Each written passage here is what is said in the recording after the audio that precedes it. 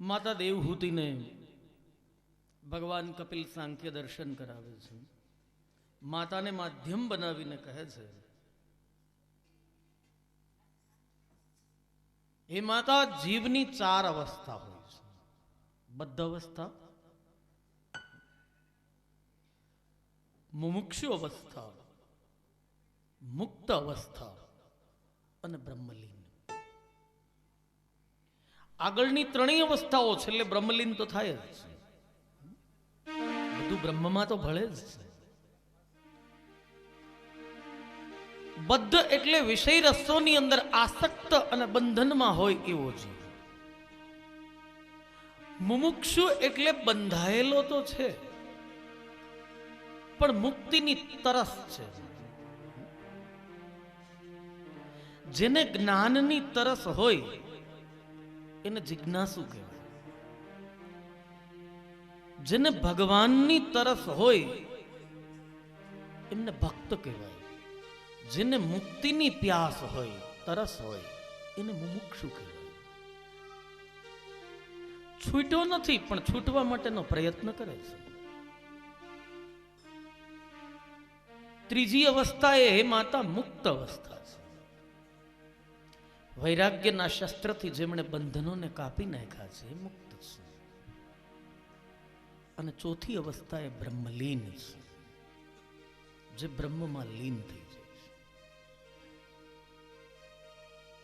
યોગીઓ અને સંતો છે એ બ્રહ્મલીન થાય છે, એ ઈશ્વરમાં ભળી જાય છે. એટલા માટે જ સાધુ સંતો છે, દિવ્ય પુરુષો છે, મહાપુરુષો છે, પરમહંસની કક્ષાએ પહોંચેલા વ્યક્તિઓ છે, એની તિથિ ઉજવાય, જન્મદિવસ નથી ઉજવાતો. ભગવાનના આગમનને ઉત્સવ બનાવીએ છીએ આપણે. સંતો આ લોકને છોડે છે એ તિથિને આપણે ઉજવીએ છીએ. આપણા સંત હરિગીરી બાપુનો જન્મદિવસ, એનું પ્રાગટ્ય છે એ લગભગ હું માનું છું ત્યાં સુધી આપણા ગામના વડીલોમાંથી પણ બહુ ઓછાને ખબર હશે, પણ એની તિથિ બધાને યાદ છે. ભક્ત જાય એ દિવસનો મહિમા છે, કારણ કે બ્રહ્મલીન થાય છે. સ્વર્ગસ્થ ન કહેવાય, સ્વર્ગસ્થ સંન્યાસી થાય. સંત બ્રહ્મલીન થાય. આ 3 અવસ્થાઓ કે 4 અવસ્થાઓ છે એમને વ્યવસ્થિત રીતે સમજવી હોય ને તો એનું સીધું ઉદાહરણ આપણું નાળિયેર છે, શ્રીફળ. શ્રીફળમાં જુઓ, આપણે જે વધેરીએ છીએ, પાણીવાળું નાળિયેર હોય ને એનું કોપરું કાચલીની સાથે બહુ જબરદસ્ત રીતે ચોંટેલું હોય. પાણીવાળું નાળિયેર જુઓ, આપણે અંદરથી ટોપરું એનું કોપરું કાઢવું હોય ને તો ચપ્પુ કે કોઈ ધારદાર વસ્તુ જોઈએ તો મહા મુસીબતે નીકળે. એ બદ્ધ અવસ્થા છે. આસક્તિ રૂપી વિષયોનું જળ જ્યાં સુધી એમની અંદર છે ત્યાં સુધી કાચલી સાથે એ કોપરું છૂટેલું છે. એ બદ્ધ અવસ્થા છે. એનો રસ્તો શું? તો કે જળ સૂકવી નાખો. જળ સૂકવવા માટે એ શ્રીફળ છે એમને ઊભું મૂકી દો. આપણે ગામડાની પદ્ધતિ, ઊભું શ્રીફળ મૂકી દો એટલે જળ સુકાઈ જાય. એ મુમુક્ષુત્વ છે, જળ સૂકવવા માટેનો પ્રયાસ. અને જેવું જળ સુકાઈ જાય એટલે આપોઆપ રીતે અંદરનું કોપરું એ કાચલીથી નોખું પડી જશે. ગડગડિયું જેને આપણે કહીએ છીએ, મુક્ત. એ મુક્ત અવસ્થા. પણ મુક્ત અવસ્થા છે તોય હજુ પણ ઈ છે તો અંદર જ, કાચલીની અંદર જ, ભલે છૂટું છે પણ રહેશે અંદર જ. એ મુક્ત હોય, વૈરાગ્યના શસ્ત્રથી એમણે બધા બંધનોને સાંસારિક કાપી દીધા હોય, પણ છતાંય પ્રારબ્ધમાં હોય, ભોગવવું તો પડે. મુક્ત છે. રામકૃષ્ણ પરમહંસ જેવા સંત છે, એમને પણ કેન્સર હતું. મુક્ત છે પણ હજી છે અંદર. બ્રહ્મલીન ક્યારે? તો કે ઉપરની કાચલી પણ તૂટી જાય ને પછી ટોપરાના વાટકા પ્રસાદ બનીને બધે વહેંચાય ને સાહેબ, એ બ્રહ્મલીન અવસ્થા છે. એ માતા, પરમાત્મા આ 3 સ્થિતિમાં છે. બ્રહ્મલીનમાં તો છે જ, કારણ કે એમાં તો આત્મા પરમાત્મામાં ભળે છે, પણ બદ્ધમાં, મુમુક્ષમાં અને મુક્તમાં 3 અવસ્થામાં ભગવાન છે. રામચરિતમાનસને જુઓ, ભગવાન રામ અયોધ્યામાં પણ છે, અયોધ્યામાં દશરથ છે. દશરથ, રથ એટલે સંયમ, એ સંયમનું પ્રતીક છે. અયોધ્યામાં દશરથ છે. દશરથ એ મુમુક્ષુ છે, ત્યાં પણ રામ છે. ભગવાન રામ જનકપુરમાં પણ છે, મિથિલામાં પણ છે.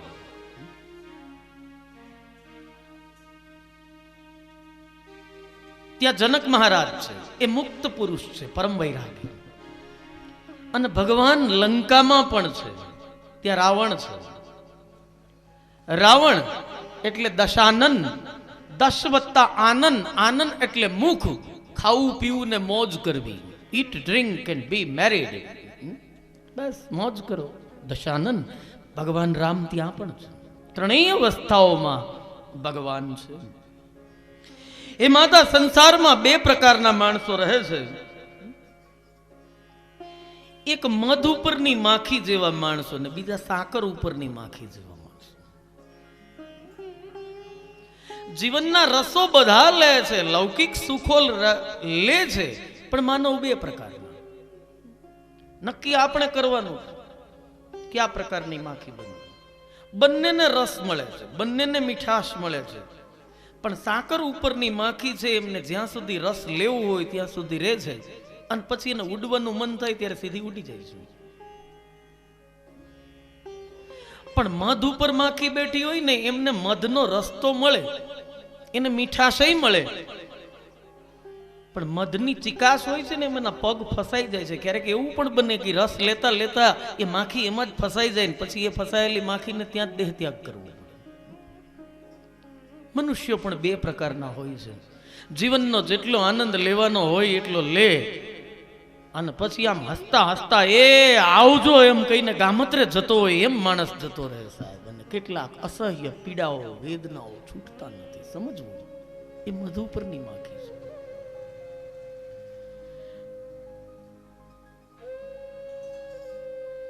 સાંસારિક કે લૌકિક વાતોથી જેટલા દૂર રહીએ એટલો ફાયદો છે. દૂર રહીએ. ગુજરાતી ભાષાનો મૂર્ધન્ય કવિ ત્રાપજકર સાહેબ કહે છે ને, મજા છે દૂર રહેવામાં, સમીપ સંતાપ છે જાજા, મજા છે દૂર રહેવામાં. કરીને ગોપીઓ ઘેલી વશા શ્રી કૃષ્ણ દ્વારિકા. અહીંયા મજા કરી 11 વર્ષ ને 52 દિવસ સુધી, પણ પછી 100 વર્ષ સુધી દ્વારિકા જતા રહ્યા. કરીને ગોપીઓ ઘેલી વશા શ્રી કૃષ્ણ દ્વારિકા, કારણ પ્રભુએ પણ પીછાણ્યું કે મજા છે દૂર રહેવામાં. ત્રાપજકર સાહેબ.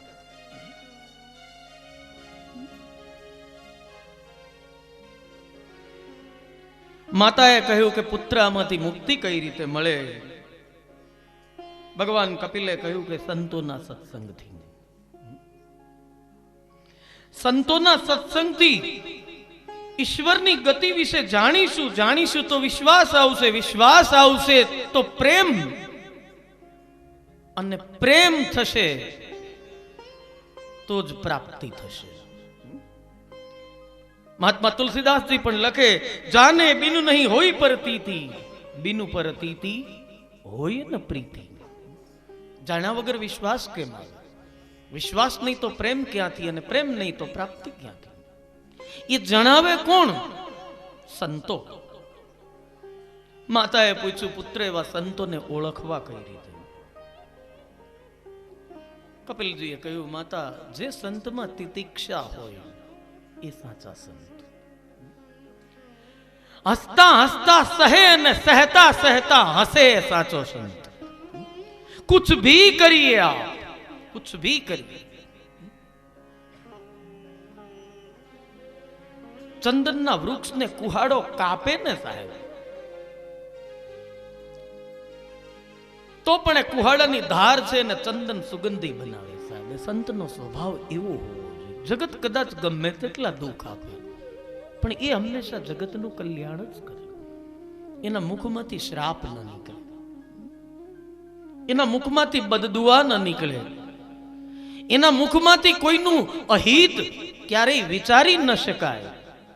એ સાચો સંત, એને તિતિક્ષા કહેવાય. હે માતા, આવી તિતિક્ષા જે સંતમાં હોય એના સમાગમમાં રહો.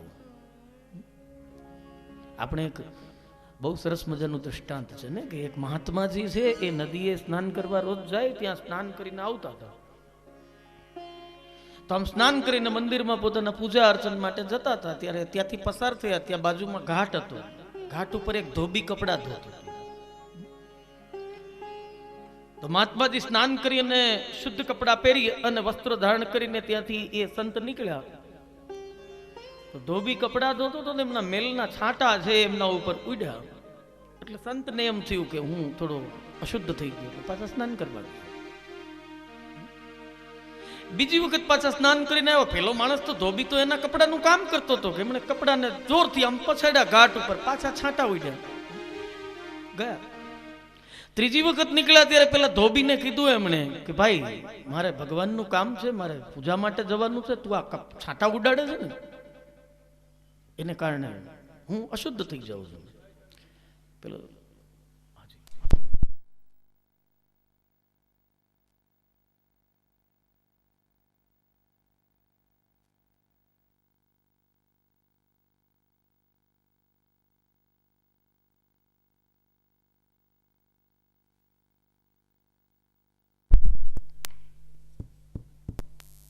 શ્રી દ્વારિકા જાતે કરી તો તિતિક્ષા જેમનામાં હોય, સહૃદયા હોય, પ્રાણી માત્ર પ્રત્યેની દયા હોય, હે માતા એ સંતની સાથે રહેવું. અજાત શત્રુ હોય, કોઈને પોતાનો શત્રુ ન માનતા હોય, મતકૃત્યક્ત કર્મણા જે હોય, અનેક જીવોને સત્ય તરફ જે દોરી જતા હોય, મદાશ્રયા હોય, જેમને મારા ઉપર એટલે કે ઈશ્વર ઉપર ભરોસો હોય, આવા સંતના સાનિધ્યમાં સુખ છે. શીલવંત સાધુને વાર વાર ગમીએ પાનવા, જેના બદલે નહીં વર્તમાન.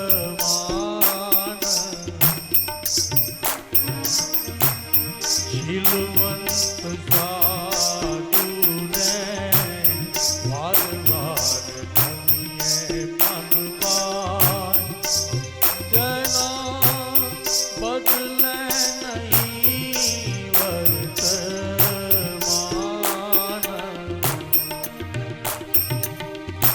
ચિત્ત નિવૃત્તિ જેની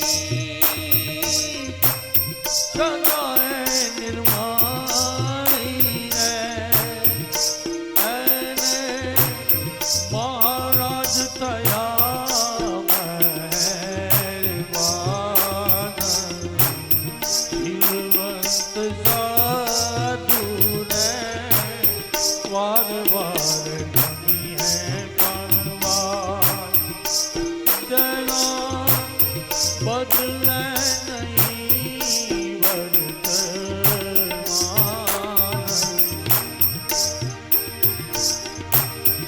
નહીં શત્રુ કે મિત્ર એક નહીં દૂર મારે, જેને પરમારથમાં હોય પ્રીત, મનને વાણી વચનો મચાલે રે, રૂડી રીત પાળે રીત. ઓ શીલવંત સાધુને વાર વાર ગમીએ પાનવા, જેના બદલે નહીં વર્તમાન.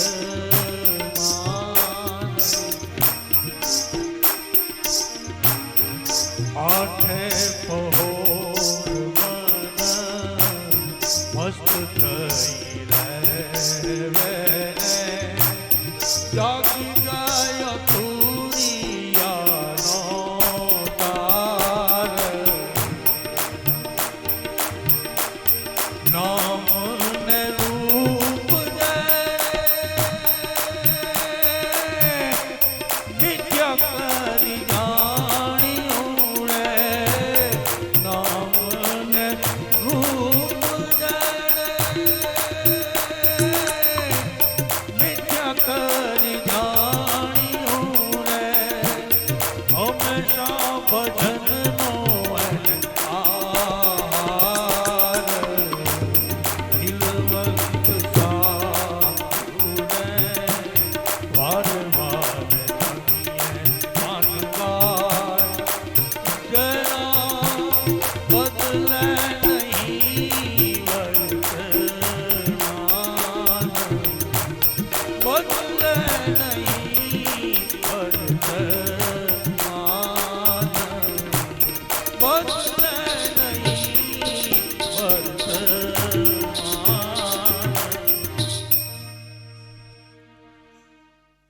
માતા જે સંતમાં તિતિક્ષા હોય એમના મિલન જેવું બીજું કોઈ સુખ નથી. રામચરિત માનસના રામાયણના ઉત્તરકાંડમાં પણ ભૂષંડીજી છે ગરુડજીને પૂછે, કહે છે નહીં દરિદ્ર સમ દુઃખ જગમાહી, સંત મિલન સમ સુખ જગમાહી. દરિદ્રતા જેવું બીજું કોઈ દુઃખ નથી, સંત મિલન જેવું બીજું કોઈ સુખ નથી. દરિદ્રતા એટલે એના બે અર્થ થાય પાછા. દરિદ્રતા એટલે રહેવા માટે ઘર નહીં, સારી ગાડી નહીં, આવકના સાધનો નહીં. ઘરમાં બીમારી આવે તો એને માટેના પણ પૈસા ઉછીના લેવા પડે. કોઈ પ્રસંગો આવે તો રડીને એક બાજુ ખૂણામાં બેસી રહેવું પડે. એ તો દરિદ્રતા છે જ, એના જેવું તો બીજું દુઃખ છે જ નહીં. પણ સંતો કહે છે એટલેથી અટકવાનું નથી, તો સમાજ દરિદ્ર છે. રામાયણના બાલકાંડમાં એમ લખ્યું છે કે જનકપુરના નગરવાસીઓના ઘરે ઘરે ઇન્દ્ર કરતા પણ અધિક સંપત્તિ હતી.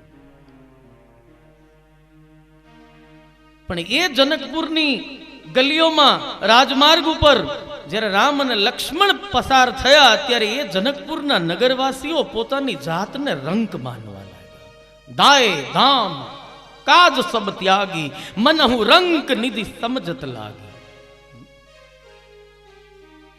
કે અમે અત્યાર સુધી આ જોયું નહીં, અમે અત્યાર સુધી આ દર્શન ન કર્યું. આ દર્શન જે ન કરી શકે, સમાજમાં સદભાવના પ્રગટાવી ન શકે, દરિદ્ર ઓર ક્યાં. અને સંત મિલન સુખ જગના, સંત ના મિલન. તુલસીજીએ સાધુ સમાન સુખ જગ નહીં એમ ન લખ્યું છે, સંત મિલન. ત્યાં પણ તુલસીનું દર્શન છે. સાધુ પણ એમને કહેવાય, સંત પણ એમને કહેવાય, પણ એક વિશેષ ફરક છે. સાધુને સંપ્રદાય હોય. આ સ્વામિનારાયણના સાધુ છે, આ વૈરાગી સાધુ છે, આ સંપ્રદાયના સાધુ છે, આ સંપ્રદાયના સાધુ છે. સાધુમાં ભેદ આવે, સંત અભેદ્ય છે. સંતનો કયો પંથ,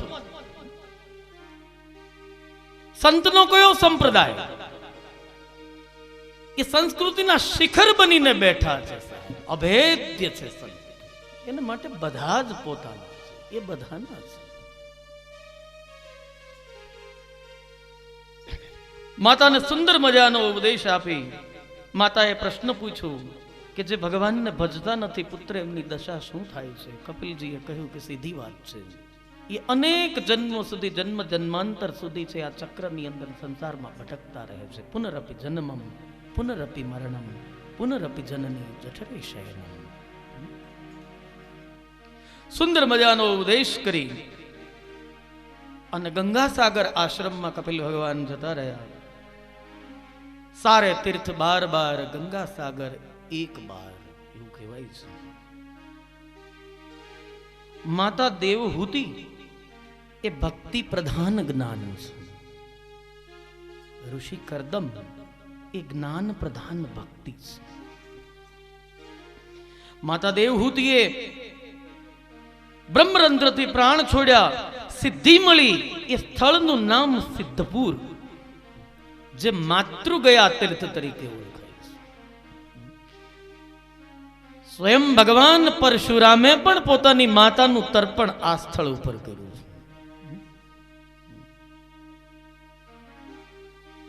પરશુરામ કુંડ પણ ત્યાં આવેલું છે, સિદ્ધપુર.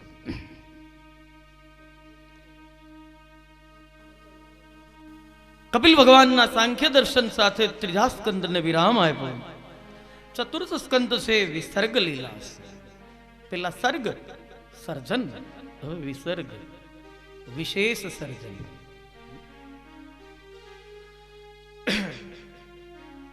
ભગવાનનો ડાબો હાથ છે.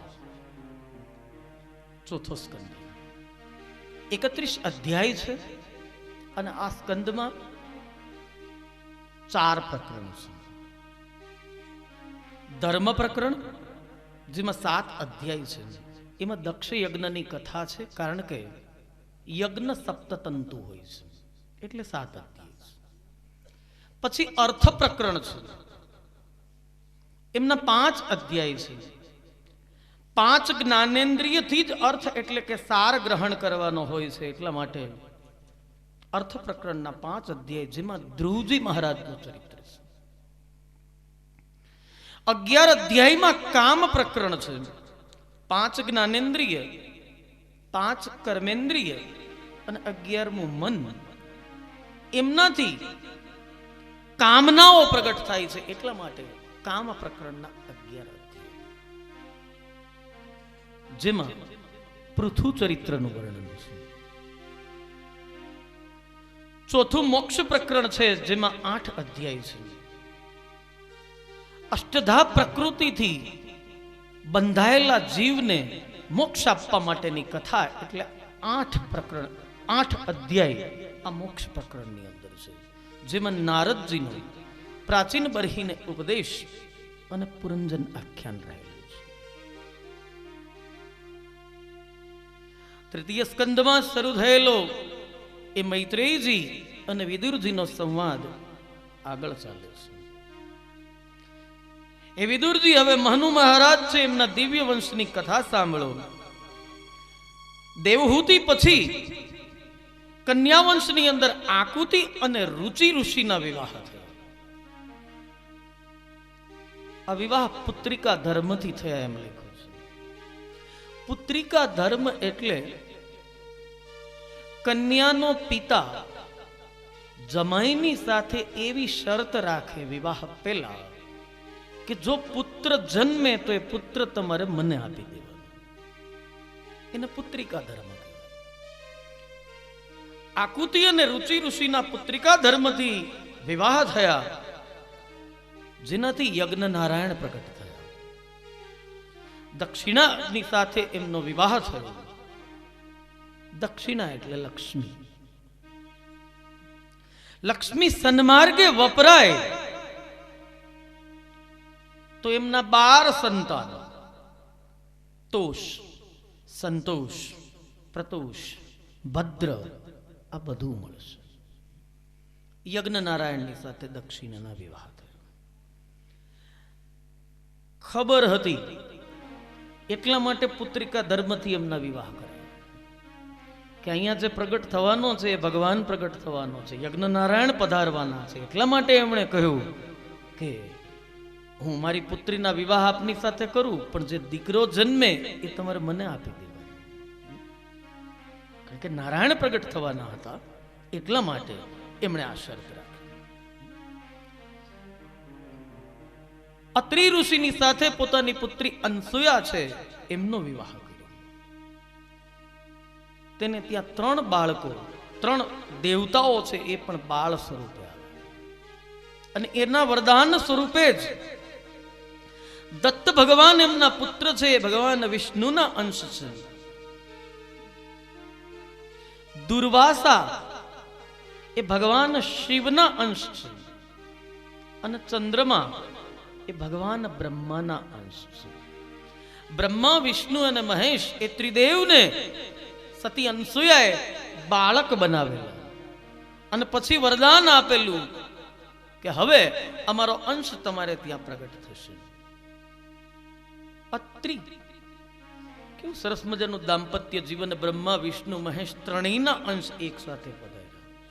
અત્રિ, અત્રિ એટલે ન ત્રિ, જેમાં 3 ન હોય તે, કામ, ક્રોધ અને લોભ.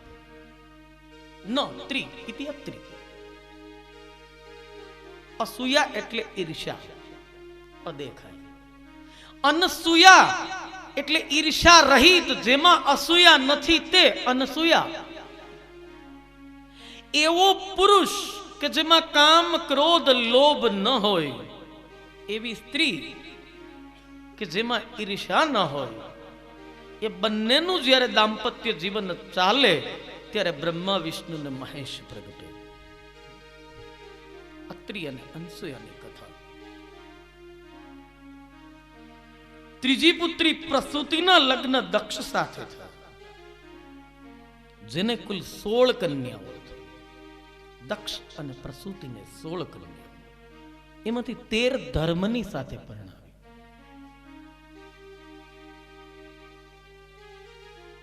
તેમાંથી મૂર્તિ અને ધર્મ એને ત્યાં નરનારાયણ પ્રગટ્યા, ભગવાનનો એક અવતાર છે. એક પુત્રી છે સ્વાહા, એમને અગ્નિ સાથે પરણાવ્યો. એટલા માટે જ અમારા આચાર્યો જે યજ્ઞ કરાવે ને, યજ્ઞની અંદર જેટલી આહુતિઓ આપવાની હોય એમાં સ્વાહાકાર કરે છે. એ અગ્નિનારાયણના પત્ની છે, અને અગ્નિનારાયણ છે એ એટલા ચાગલા, એ બીજાના હાથનું ખાતા નથી. એને આપવું હોય તો પણ પેલા એના ધર્મપત્નીને આપવું પડે. તમે આ લ્યો, પછી એ એમને ખવડાવે. એટલે યજ્ઞમાં બેસો ત્યારે પણ ખાસ ધ્યાન રાખજો.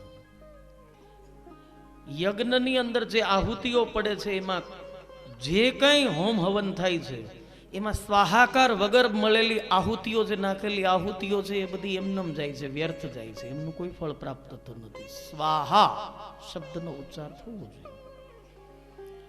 કારણ કે આપણે આપીએ છીએ તો અગ્નિનારાયણ ખાતા જ નથી. સ્વાહાકાર થવો જોઈએ, સ્વાહા મળે. એ સ્વાહાને તમે સુપ્રત કરો, એ એના પતિદેવને આપી દેશે.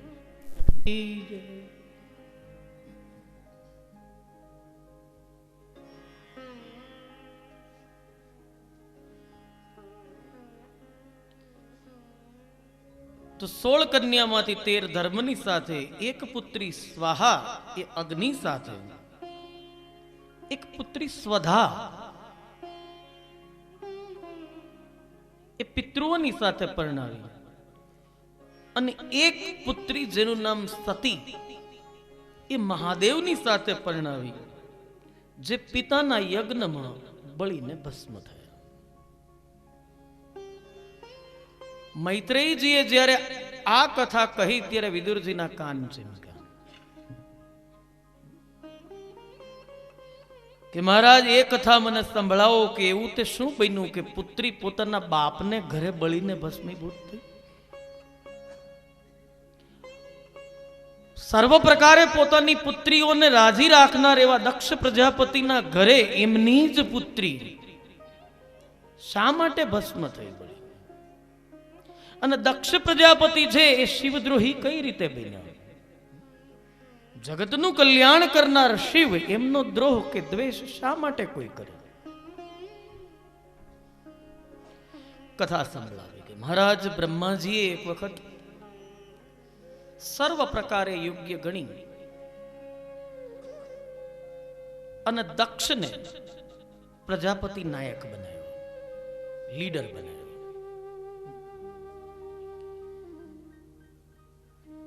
પણ શરણાગતિનો જો ભાવ ન હોય ને જીવનમાં, તો સત્તા, સંપત્તિ, વિદ્વતા, યશ, કીર્તિ, ઊંચાઈ એ બધું આવે ને, એની પાછળ અભિમાન દોડતું આવે.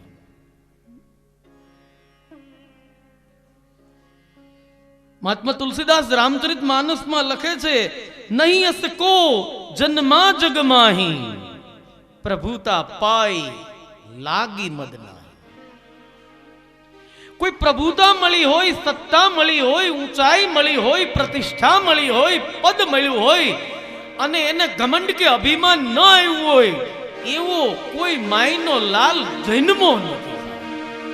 નહીં યસ જન્મા કો જગમાહી, નહીં યસ જન્મા કો જગમાહી, પ્રભુતા પાઈ તાઈ મત નાહી, પ્રભુતા પાઈ તાઈ મત નાહી. કો અસ જન્મા કો જગમાહી, નહીં અસ જન્મા કો અરમાઈ, પ્રભુતા પાઈ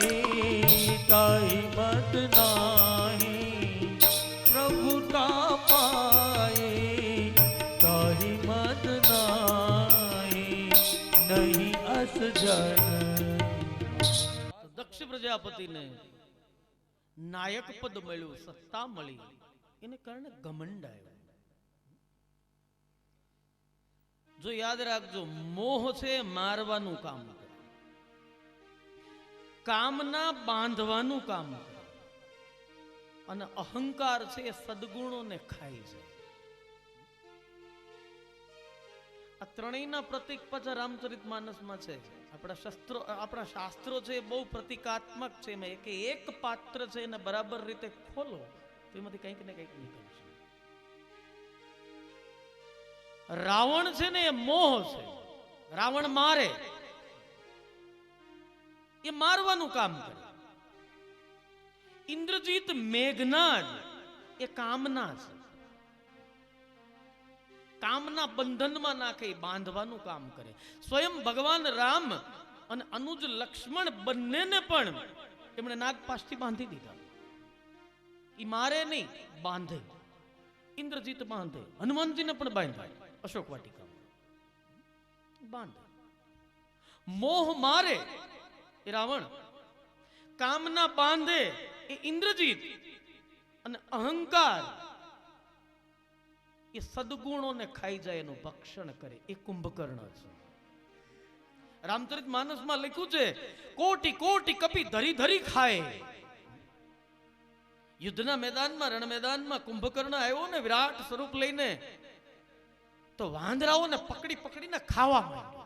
કોટી કોટી કપી ધરી ધરી ખાય. એ વાંદરા એ દેવતાઓ, દેવતા એટલે સદગુણ. અહંકાર સદગુણને ખાઈ જાય. દિવ્યતી ઇતિ દેવતા. ભગવાનના પ્રભુ કાર્યની અંદર એ બધા સુંદર છે, એ બધા જ બંદર થઈને આવ્યા છે. વાનરાઓ સામાન્ય વાનર તો છે નહીં, એ બધા દેવતાઓ છે. દેવતાઓ એટલે સદગુણો. તો અહંકાર છે એ સદગુણોનું ભક્ષણ કરી જાય. શક્ય હોય ત્યાં સુધી અહંકારથી દૂર. કારણ કે કદાચ ગમે તેટલા જીવનમાં સદગુણો હશે ને તો એ ઝાંખા પડી જશે.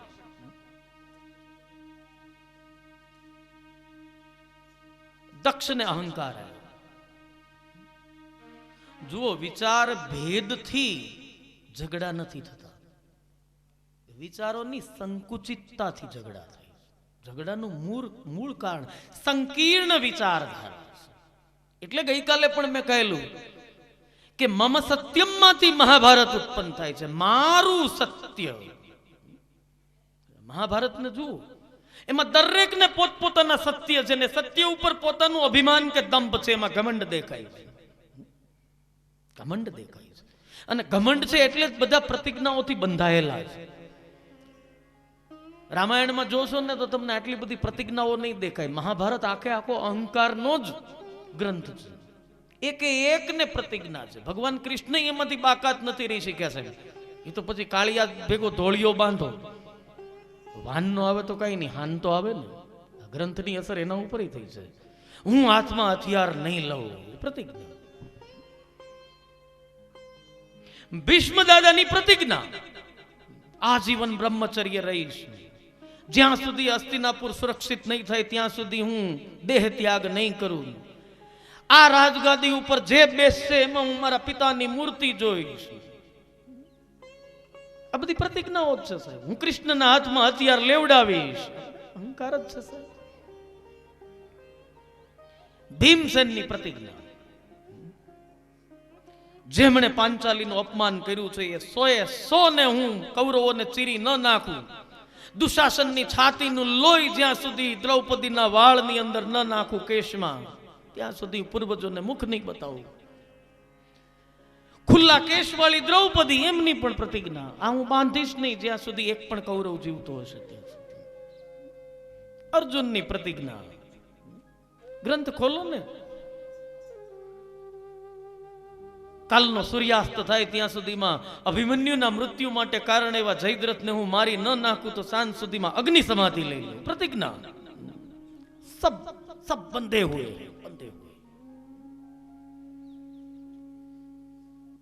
આપણે પણ ઝઘડા ત્યારે જ થાય છે સાહેબ, મહાભારત ત્યારે જ ખેલાય છે, કુરુક્ષેત્ર ત્યારે જ થાય છે, મારી વાત સાચી, તમે ખોટા, મમ સત્ય. બધાને પોતપોતાનું સત્ય છે. મહાભારતને ખોલો, ભીષ્મની પાસે એનું સત્ય છે, દુર્યોધનને પોતાનું સત્ય છે, પાંડવોની પાસે પોતાનું સત્ય છે, કર્ણને પોતાનું સત્ય છે. હું મિત્ર ભાવ કઈ રીતે છોડી? અને બધાને તમે એની દલીલોને સાંભળશો ને શું સાહેબ, અદ્ભુત ગ્રંથ છે, દલીલો સાંભળશો તો તમને બધા સાચા લાગશે, એની રીતે એ સાચો.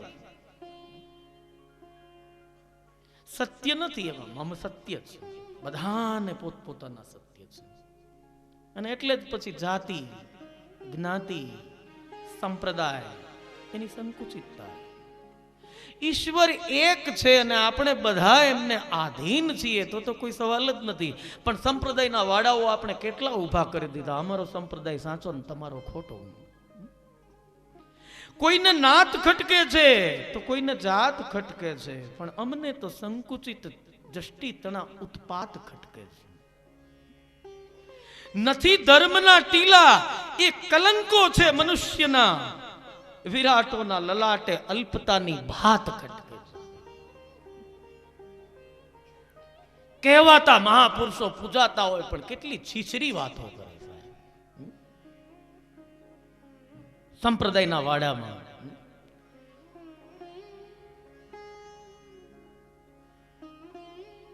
આપણી ઉચ્ચ વેદાંતની પરંપરા છે સાહેબ, આર્ય સંસ્કૃતિ છે, એમના એટલા ફાટા પાડી નાખ્યા સાહેબ, ભરવાડના જોક જેવી દશા કરી નાખી સમાજ. જેમ આપણા ભરવાડ ભાઈઓ અને રબારી ભાઈઓ છે એ પોતાના માલ ઢોરને ચારવા માટે જાય, બધાય ભેગા ઘેટા બકરા ચરતા હોય સીમની અંદર, પણ જેવી સાંજ પડે એટલે ગુલાબી રંગવાળા ઘેટા આ ઝોકમાં જાય, ઓલા આ બાજુ જાય, ઓલા આ બાજુ જાય. આ બધા ઘેટા ખેંચવાની વાતો છે સાહેબ. આ મારો સેવક ને આ અમારો વૃંદ ને અમારો વૃંદ, આ બધું આપણું છે એમ તો કોઈ માનતું જ નથી સાહેબ. આ બધું આપણું છે, બધા સાચા છે. બધાએ પોતપોતાના સૂત્રો બનાવી લીધા. બનાવે એની સામે વાંધો નથી, પછી પાછા બેઠા બેઠા એકબીજાની ટીકા કરે, કીચડ ઉછાળે.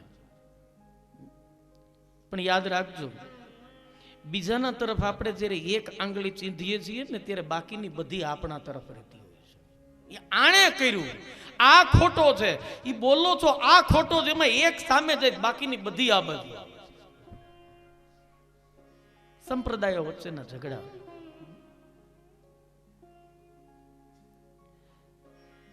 ધર્મ શાંતિનો ઉપદેશ આપે, લડાઈ ઝઘડા કરાવે કે વિખવાદ કરાવે એ બીજું કાંઈ પણ હોઈ શકે, પણ એ ધર્મ તો નથી જ સાહેબ. સંસ્કૃત શબ્દ ધર્મ છે, ધર્મનો અર્થ થાય છે વિશાળતા. ખુલ્લી બાહોથી એ જગતના તમામ જીવો અને પ્રાણીઓને પોતાનામાં સમેટે કે આવો, એ સાચો ધર્મ. પછી એનું ગમે તે નામ રાખો, પછી તમે ગમે તે સંપ્રદાયનું નામ રાખો, વહી તો ધર્મ હૈ. ધર્મ ન દૂસર સત્ય સમાન. અને એનો મૂળ એ ગઈકાલે વાત કરીએ, દયા. દયા ધર્મ કો મૂળ હૈ. જે ધર્મમાં દયા નથી, જે ધર્મ એકબીજાને જોડતો નથી, જે માનવની સાંકળ બનાવતો નથી, જે માનવ માનવ વચ્ચેનો સેતુ બનતો નથી, એ બીજું કાંઈ પણ હોઈ શકે સાહેબ. પણ મારી અલ્પ બુદ્ધિથી એટલી તો ખબર પડે છે કે ધર્મ તો નથી જ, હો નહીં શકતા. એકાબીજાને કાપી નાખે એ કઈ ધર્મ કહેવાય સાહેબ?